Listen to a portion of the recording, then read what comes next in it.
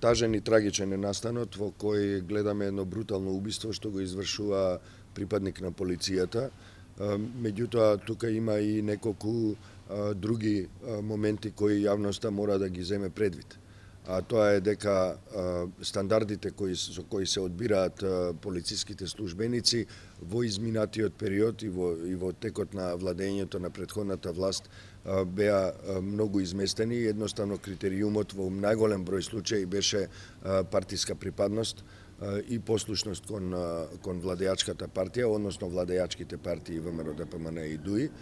Тоа што ние во овој период го гледаме како најалармантно е дека тие стандарди и процедури не се преиспитани и некои одлуки за вработување, како во полицијата, така и во администрацијата на локално и на централно ниво се разбира, не се ставени под знак прашање и не се преиспитани сите тие одлуки. Сметам дека овој трагичен настан би требало да биде повод повеќе да се размисли за едно такво преиспитување и за додавање на листата на реформи кои треба да се случат во полицијата и во Министерството за внатрешни работи, и едноставно да се зајакнат процедурите, да се зајакнат стандардите за прием на полициски службеници.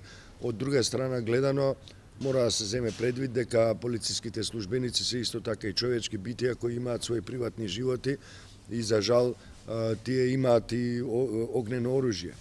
И тоа може во некој момент да биде и злоупотребено.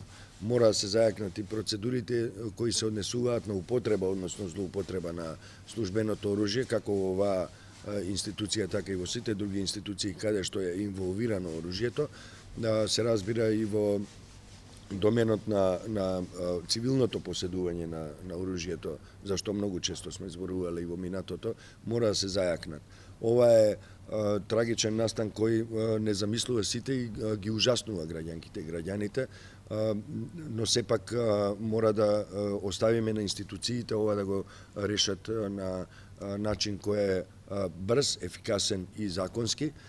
Се разбира, не помагаат ни најмалку соопштенија од една од најнеодговорните политички партии во Република Македонија, кои своите фалинки, своите недостатоци, односно последици од ужасното владење, ги припишуваат сега на оваа власт, а од друга страна оваа власт не може да се амнестира од одговорност заради бавноста на реформите.